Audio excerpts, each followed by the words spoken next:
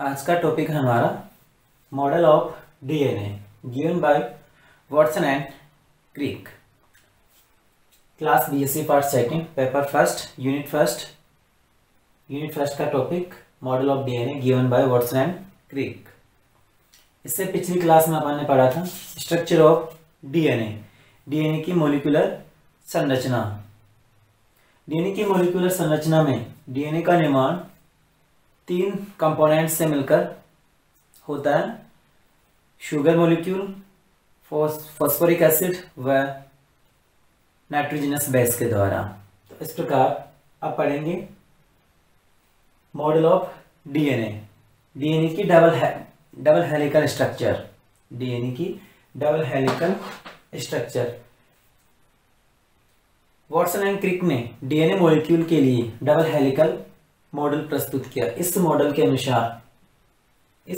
अनुसार इसको निम्न बिंदुओं में समझा जा सकता है। समझते हैं, निम्न बिंदुओं में इस संरचना को समझते हैं। यह है डीएनए की डबल हेलिकल स्ट्रक्चर। डीएनए अणु, ये डीएनए अणु है। प्रत्येक डीएनए में पॉलीन्यूक्लियोटाइड श्रृंखला पाई जाती है। डीएनए के अंदर पॉलीन्यूक्लियोटाइड श्रृंखला पाई जाती है। तो इस प्रकार प्रत्येक डीएनए अणु में 2 पॉलीन्यूक्लियोटाइड श्रृंखलाएं पाई जाती है। ये दिखाई दे रही है, ये दोनों पॉलीन्यूक्लियोटाइड श्रृंखलाएं हैं जो इस डीएनए में स्थित है। प्रत्येक डीएनए अणु में 2 पॉलीन्यूक्लियोटाइड श्रृंखलाएं पाई जाती है। ये दोनों श्रृंखलाएं एक दूसरे की विपरीत या कॉम्प्लीमेंट्री होती है, पूरक एक दूसरे की। ये दोनों श्रृंखलाएं एक दूसरे की पूरक होती है, एक दूसरे की कॉम्प्लीमेंट्री होती है। ये दोनों श्रृंखलाएं समानांतर होती है। इनमें विपरीत ध्रुवता भी पाई जाती है। इन दोनों श्रृंखलाओं में विपरीत ध्रुवता पाई जाती है। यदि एक श्रृंखला का कार्बन 5 सिरा, इसमें एक श्रृंखला का कार्बन 5 सिरा दूसरी श्रृंखला के 3 कार्बन सिरे के सामने होता है। इस श्रृंखला में दोनों पॉलीन्यूक्लियोटाइड चेन्स होती है। तो एक श्रृंखला चढ़ती हुई व एक श्रृंखला चढ़ती हुई और एक श्रृंखला उतरती हुई दिखाई देती है। डीएनए की संरचना, डीएनए की डबल हेलिकल स्ट्रक्चर में 2 पॉलीन्यूक्लियोटाइड चेन्स पाई जाती है। एक चेन चढ़ती हुई तथा दूसरी चेन उतरती हुई दिखाई देती है। देखो, ये चेन चढ़ती हुई दिखाई दे रही है और ये चेन उतरती हुई दिखाई दे रही है। अब बात करते हैं डीएनए अणु को बनाने वाली ये दोनों पॉलीन्यूक्लियोटाइड चेन्स एक्सियस के चारों ओर, ये बीच में दिखाई दे रहा है, ये एक्सियस है। इस एक्सियस के चारों ओर दोनों पॉलीन्यूक्लियोटाइड चेन दक्षिणावर्ती कुंडलन दर्शाती है, राइट हैंडेड दर्शाती है। इस एक्सिस के चारों ओर दोनों पॉलीन्यूक्लियोटाइड चेन्स दक्षिणावर्ती कुंडलन राइट हैंडेड दर्शाती है। प्रत्येक कुंडलन लगभग 34.4 या 34 एंगस्ट्रॉम की दूरी पर स्थित होता है। प्रत्येक कुंडलन लगभग 34.4 या 34 एंगस्ट्रॉम की दूरी पर स्थित होता है। डबल हेलिकल में डीएनए की डबल हेलिकल स्ट्रक्चर में, ये डीएनए की डबल हेलिकल स्ट्रक्चर है। इस डीएनए की डबल हेलिकल स्ट्रक्चर में न्यूक्लियोटाइड्स के फॉस्फेट समूह बाहर की तरफ व क्षारक बीच में पाए जाते हैं। ये जो दिखाई दे रहे हैं, ये डबल हेलिकल स्ट्रक्चर के बीच में पाए जाते हैं। बीच की बात कर रहे हैं तो ये क्षारक श्रृंखला के बीच में पाए जाते हैं और ये फॉस्फेट क्षारक न्यूक्लियोटाइड्स के अंदर की तरफ और फॉस्फेट बाहर की तरफ स्थित होते हैं। ये मिलकर डीएनए की सेकेंडरी स्ट्रक्चर बनाते हैं। ये श्रृंखलाएं आपस में, अब बात करते हैं, ये दोनों श्रृंखलाएं डीएनए की दोनों पॉलीन्यूक्लियोटाइड श्रृंखलाएं आपस में हाइड्रोजन बॉन्ड के द्वारा जुड़ी रहती है। हाइड्रोजन बंध के द्वारा आपस में जुड़ी रहती है। हाइड्रोजन बंध क्षारक युग्मों के बीच में पाया जाता है। हाइड्रोजन बॉन्ड क्षारक युग्म दिखाई दे रहे हैं बीच में। क्षारक, ये जितने ये क्षारक युग्म है, क्षारक युग्म आपस में हाइड्रोजन बॉन्ड के द्वारा जुड़े रहते हैं। इस प्रकार दोनों श्रृंखलाओं में युग्मन की क्रिया एक विशिष्ट होती है। इन दोनों श्रृंखलाओं में युग्मन की क्रिया, पेयरिंग की क्रिया एक विशिष्ट होती है। दोनों विपरीत श्रृंखलाओं के शर्करा अणुओं के बीच निश्चित दूरी होती है। ये फॉस्फेट शुगर है, शुगर चेन है। दोनों श्रृंखलाओं के शुगर मॉलिक्यूल के बीच, शर्करा अणुओं के बीच एक विशिष्ट दूरी होती है। 10 से 11 एंगस्ट्रॉम के लगभग होती है। 10 से 11 एंगस्ट्रॉम के लगभग विशिष्ट दूरी होती है। इसमें एक प्यूरिन क्षारक पिरिमिडिन क्षारक के साथ जुड़ता है। इसमें एक प्यूरिन क्षारक पिरिमिडिन क्षारक के साथ जुड़ता है, जैसे एडेनिन थायमिन के साथ, एडेनिन थायमिन के साथ, ग्वानिन साइटोसिन के साथ, और साइटोसिन ग्वानिन के साथ भी जुड़ सकता है, और थायमिन एडेनिन के साथ, एडेनिन थायमिन के साथ। इस प्रकार ये क्षारक आपस में हाइड्रोजन बॉन्ड के द्वारा जुड़े रहते हैं। तो हाइड्रोजन बॉन्ड की बात करते हैं तो एडेनिन व थायमिन के बीच 2 हाइड्रोजन बॉन्ड पाए जाते हैं। एडेनिन व थायमिन के बीच 2 हाइड्रोजन बॉन्ड पाए जाते हैं, और ग्वानिन व साइटोसिन के बीच ट्रिपल हाइड्रोजन बॉन्ड पाए जाते हैं। ग्वानिन व साइटोसिन व ग्वानिन के बीच ट्रिपल हाइड्रोजन बॉन्ड पाए जाते हैं। ये हो गई डीएनए की स्ट्रक्चर।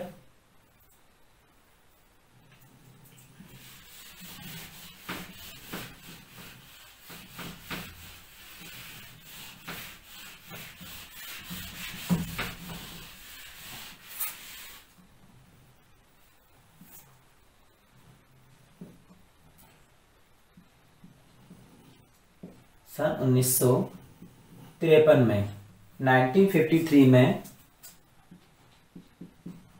वॉटसन एंड क्रिक ने डीएनए मॉलिक्यूल के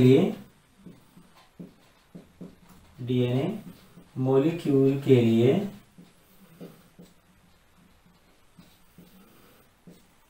डबल हेलिकल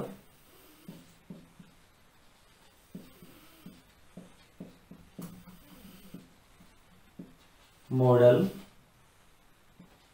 प्रस्तावित किया।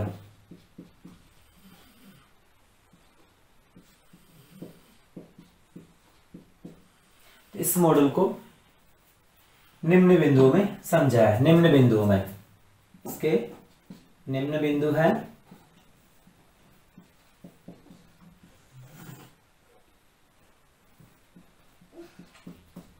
निम्न बिंदुओं में समझाया।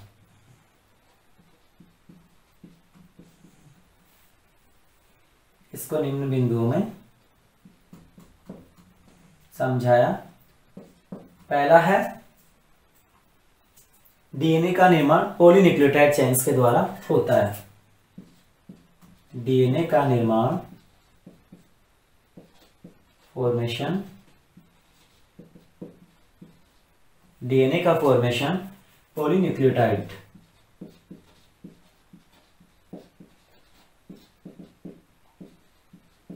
पॉलीन्यूक्लियोटाइड चेन के द्वारा होता है। पॉलीन्यूक्लियोटाइड चेन के द्वारा होता है।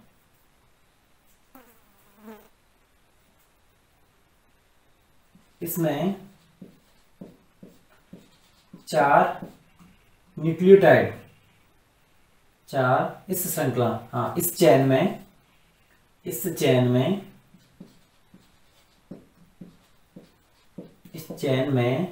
4 न्यूक्लियोटाइड्स का क्रम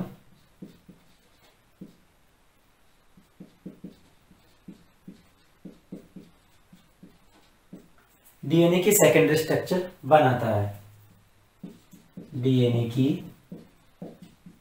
प्राइमरी स्ट्रक्चर बनाता है,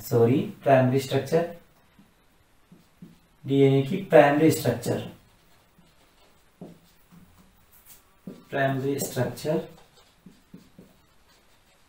बनाता है।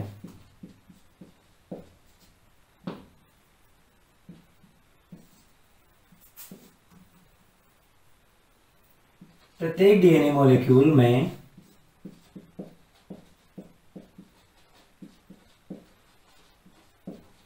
प्रत्येक डीएनए मॉलिक्यूल में 2 पॉलीन्यूक्लियोटाइड श्रृंखलाएं पाई जाती है।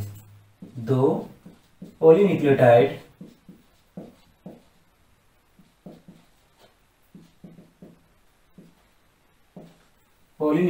चेन पाई जाती है। ये एक दूसरे की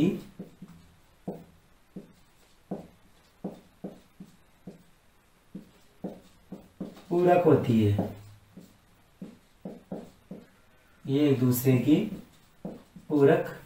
होती है, दोनों श्रृंखलाएं समानांतर होती है। दोनों चेन समानांतर होती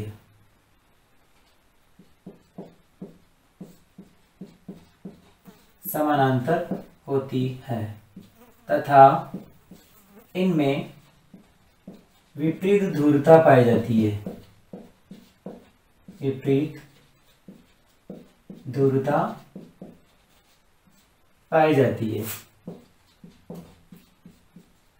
इनमें विपरीत ध्रुवता पाई जाती है। एक श्रृंखला, एक चेन का त्रिकार्बन सिरा, कार्बन एंड्स, एंड दूसरी पूरक श्रृंखला के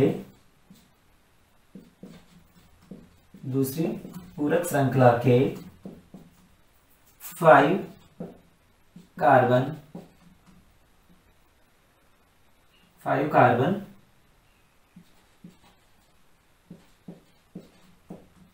एन के सामने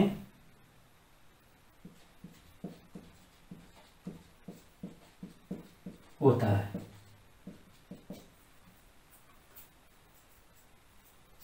इसमें दोनों श्रृंखलाएं डीएनए अणु में 2 पॉलीन्यूक्लियोटाइड श्रृंखलाएं पाई जाती है। एक श्रृंखला उतरती हुई, दूसरी श्रृंखला नीचे उतरती हुई दिखाई देती है। इसमें एक श्रृंखला, एक चेन उतरती हुई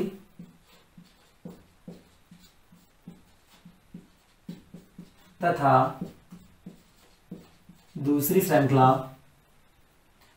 चेन चढ़ती हुई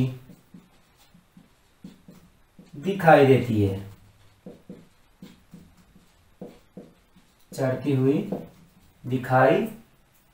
है।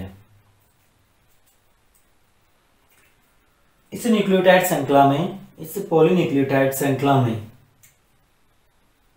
न्यूक्लियोटाइड्स इस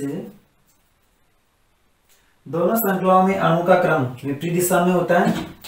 दोनों श्रृंखलाओं में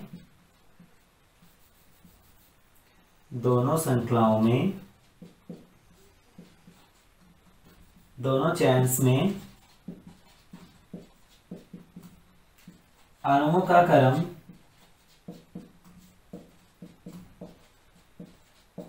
विपरीत होता है।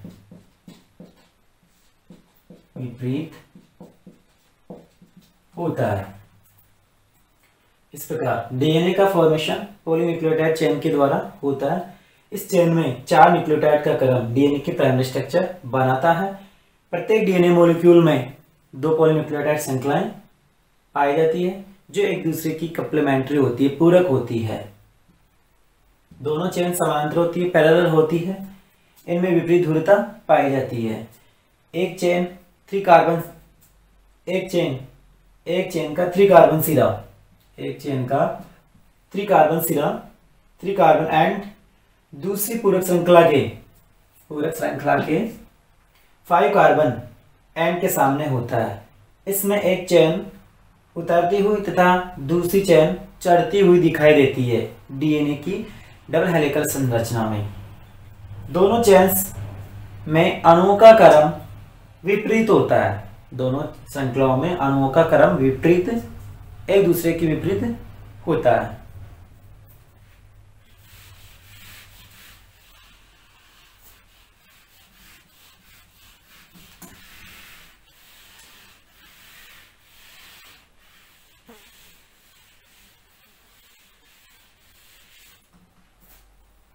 आगे है, यदि एक पॉलीन्यूक्लियोटाइड श्रृंखला में एक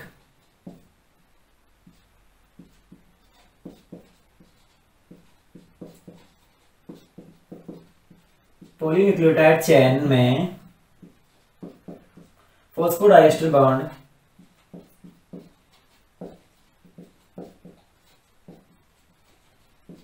फॉस्फोडाइएस्टर बॉन्ड 3 से 5 दिशा में है तो 3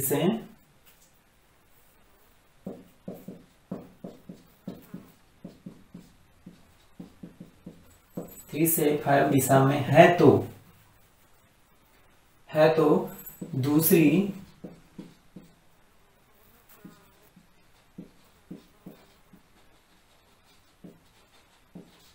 कॉम्प्लीमेंट्री चेन में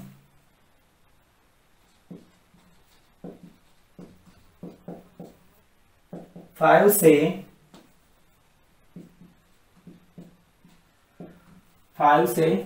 3 दिशा में फॉस्फोडाइएस्टर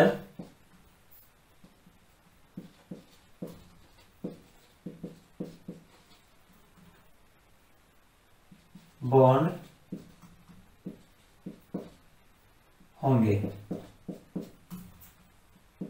यदि पॉलीन्यूक्लियोटाइड श्रृंखला में फॉस्फोडाइएस्टर बॉन्ड 3 से 5 दिशा में है तो दूसरी कॉम्प्लीमेंट्री पूरक श्रृंखला में 5 से 3 दिशा में फॉस्फोडाइएस्टर बॉन्ड होंगे।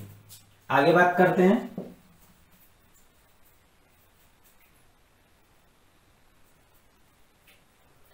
डीएनए अणु में 2 पॉलीन्यूक्लियोटाइड श्रृंखलाएं थी। डीएनए अणु को बनाने वाली पॉलीन्यूक्लियोटाइड श्रृंखलाएं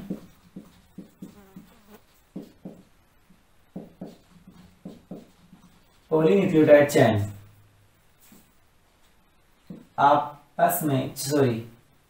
पॉलीन्यूक्लियोटाइड चेन्स एक्सियस के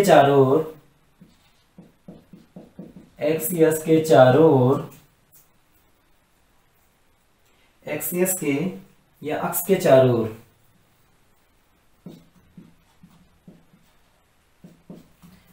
चारों ओर बनाने वाले दोनों पॉलीन्यूक्लियोटाइड चेन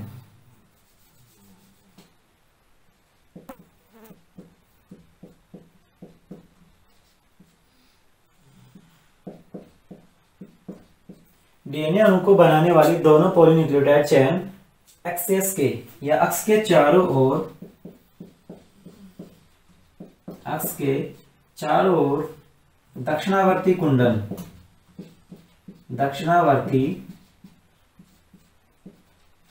कुंडलन राइट हैंड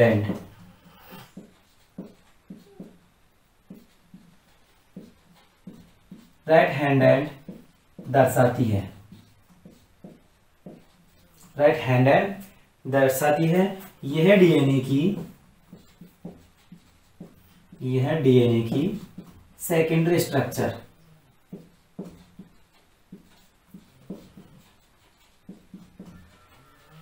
कहलाती है। यह डीएनए की सेकेंडरी स्ट्रक्चर कहलाती है। यदि डीएनए एक पॉलीन्यूक्लियोटाइड चेन में यदि एक पॉलीन्यूक्लियोटाइड चेन में फॉस्फोडाइस्टर बॉन्ड 3 से 5 दिशा में है तो दूसरी कंप्लीमेंट्री चेन में, दूसरी पूरक श्रृंखला में 5 से 3 दिशा में, यदि एक पॉलीन्यूक्लियोटाइड चेन में फॉस्फोडाइस्टर बॉन्ड 3 से 5 दिशा में है तो दूसरी कंप्लीमेंट्री चेन में 5 से 3 दिशा में फॉस्फोडाइस्टर बॉन्ड होंगे। डीएनए उनको बनाने वाली दोनों पॉलीन्यूक्लियोटाइड चेन एक्सिस के या अक्ष के चारों ओर दक्षिणावर्ती कुंडलन दर्शाती है। यह डीएनए की सेकेंडरी स्ट्रक्चर कहलाती है। नेक्स्ट आगे डबल हेलिक्स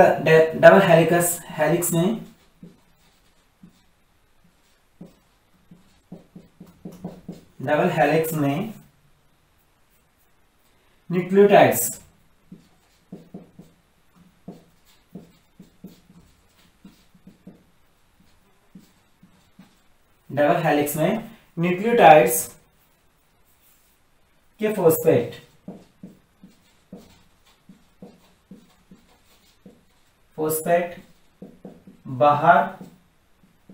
बाहर की तरफ तथा सारक युग्म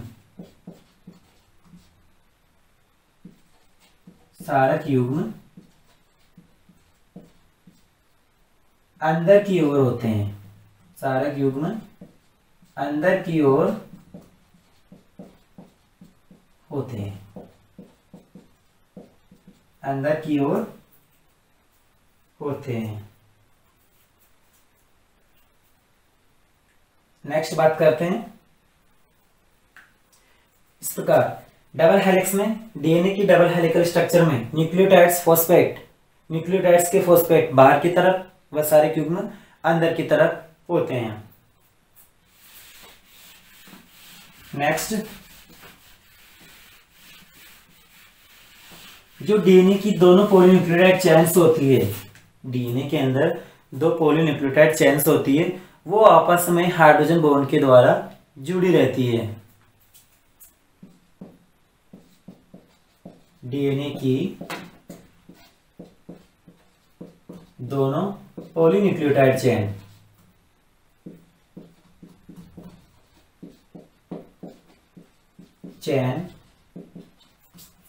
आपस में हाइड्रोजन बॉन्ड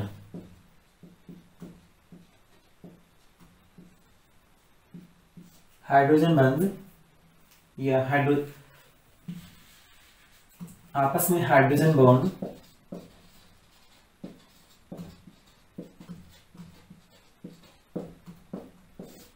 बॉन्ड द्वारा जुड़े रहते हैं।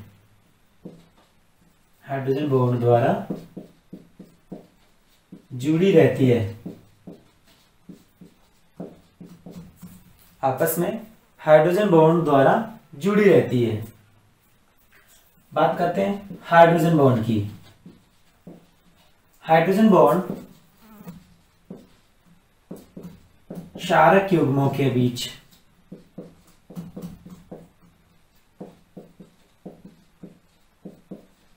में पाए जाते हैं।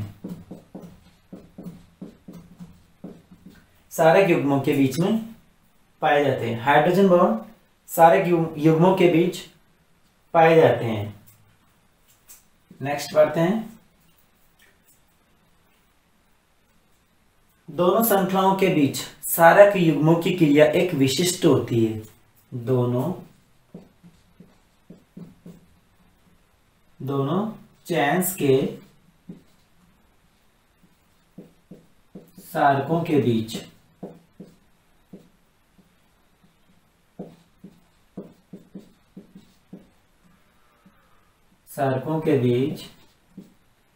पेयरिंग की क्रिया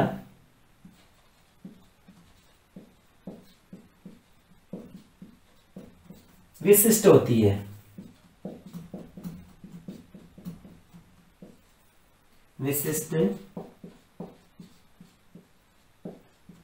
विशिष्ट होती है।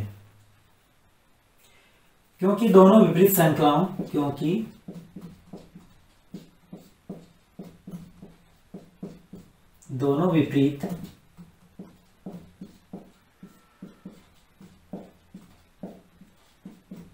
दोनों विपरीत श्रृंखलाओं के शुगर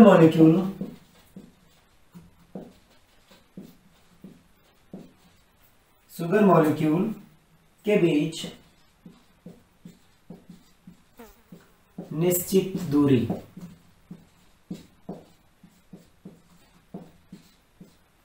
10 से 11 एंगस्ट्रॉम निश्चित दूरी होती है। दोनों चेन्स के सारकों के बीच पेयरिंग की क्रिया एक विशिष्ट होती है, जो अपन ने डायग्राम में समझा था, डायग्राम में समझ लिया था। क्योंकि दोनों विपरीत श्रृंखलाओं के बीच शुगर मॉलिक्यूल होते हैं, शुगर मॉलिक्यूल के बीच निश्चित दूरी होती है 10 से 11 एंगस्ट्रॉम। अब बात करते हैं इस श्रृंखला में, इस डीएनए की डबल हेलिकल स्ट्रक्चर में एक प्यूरिन सारक एक पिरिमिडिन सारक के साथ जुड़ता है। एक प्यूरिन सारक इस श्रृंखला में इस दूरी में, जो निश्चित दूरी है, इस दूरी में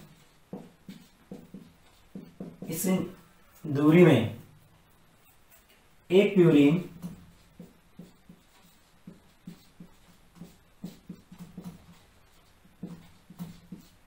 प्यूरिन सारक दूसरे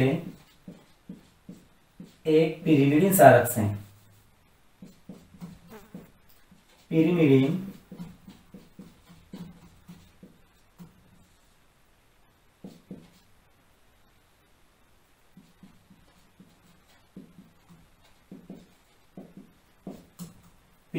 सारक के साथ जुड़ सकता है। नेक्स्ट देखते हैं।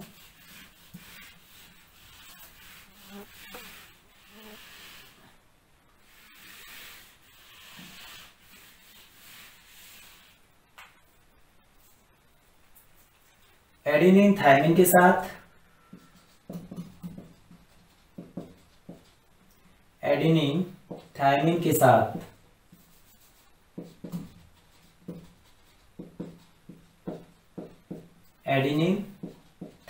साथ जुड़ सकता है। वह गुआनिन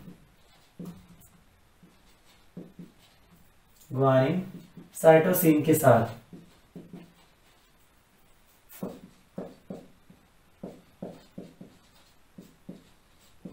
जुड़ता है तथा अर्थात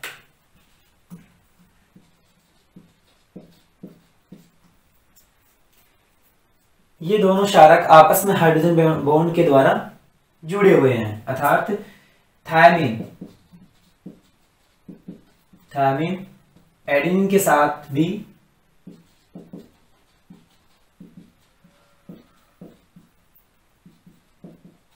तथा साइटोसिन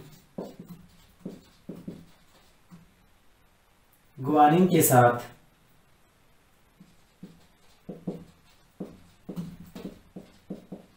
भी जुड़ सकता है।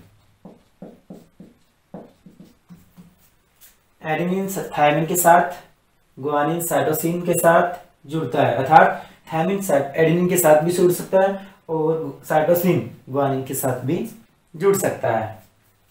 अब इस प्रकार देखते हैं, एडेनिन थायमिन के साथ डबल हाइड्रोजन बॉन्ड के साथ और साइटोसिन गुआनिन के साथ या गुआनिन साइटोसिन के साथ ट्रिपल बॉन्ड के साथ जुड़े रहते हैं।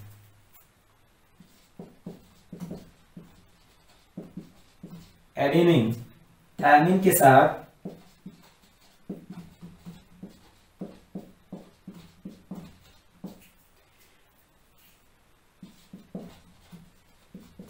डबल हाइड्रोजन बॉन्ड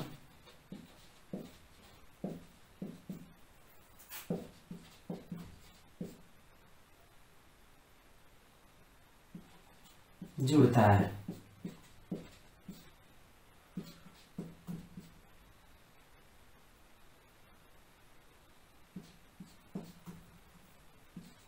तो इस प्रकार ग्वानिन साइटोसिन के साथ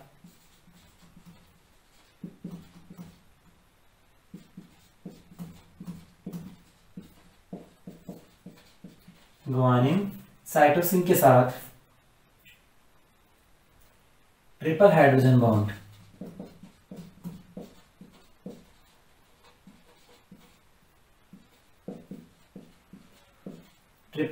बॉन्ड के द्वारा